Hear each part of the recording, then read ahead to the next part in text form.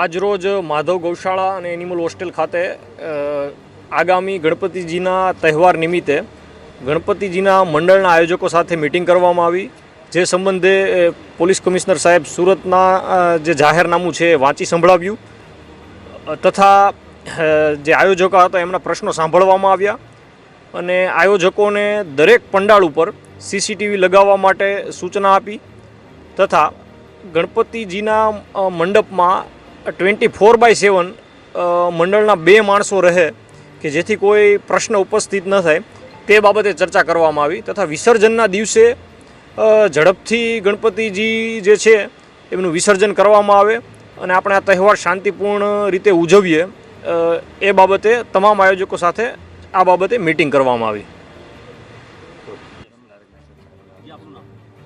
મારું નામ અમિત શુક્લા, શ્રી સુરત શહેર ગણેશ ઉત્સવ સમિતિનો ઉપપ્રમુખ। આજે કઈ જગ્યાએ શું મીટિંગ રાખવામાં આવી? આજે ઉધના પોલીસ સ્ટેશનની હદ વિસ્તારમાં શ્રી માધવ ગૌશાળામાં મિટિંગ યોજવામાં આવેલું કે આવનાર જે ગણેશ ઉત્સવનું તહેવાર આવે છે એ કેવી સારી રીતે આયોજન થઈ શકે એ બધા પંડાલના કાર્યકર્તાઓ સાથે બેસીને ચર્ચા કર્યું ને આગળ કોઈ વિઘ્ન ન પડે એ કેવી રીતે આગળ અમે કામ કરી શકીએ એની ચર્ચા થઈ છે। મુખ્ય મહેમાન કોણ હતા? મુખ્ય મહેમાનમાં અમારા સુરત શહેરના એસીપી શ્રી ચિરાગભાઈ, ઉધના પોલીસ સ્ટેશનના પીઆઈ શ્રી ને અમારા સમિતિના આગેવાન શ્રી હતા। કેટલા મંડળો હાજર હતા?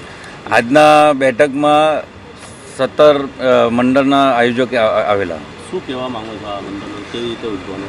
હું બધાને હાથ જોડીને નમ્ર વિનંતી કરું છું કે પીઓપીની મૂર્તિ બંધ થાય, જે કે અમારા દેશના યશસ્વી પ્રધાનમંત્રીએ પણ આહ્વાન કર્યું છે કે માટીની મૂર્તિ પર ધ્યાન આપે કે પેલું કહેવાય ને કે પાણીને પાણી તેરા રંગ કેસા।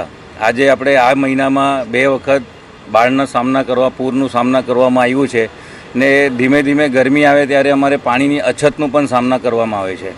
ત્યારે અમે જે આ પીઓપીની મૂર્તિનું વિસર્જન પાણીમાં કરતા હોય ને તો એની તકલીફ બહુ વધારે પડે છે।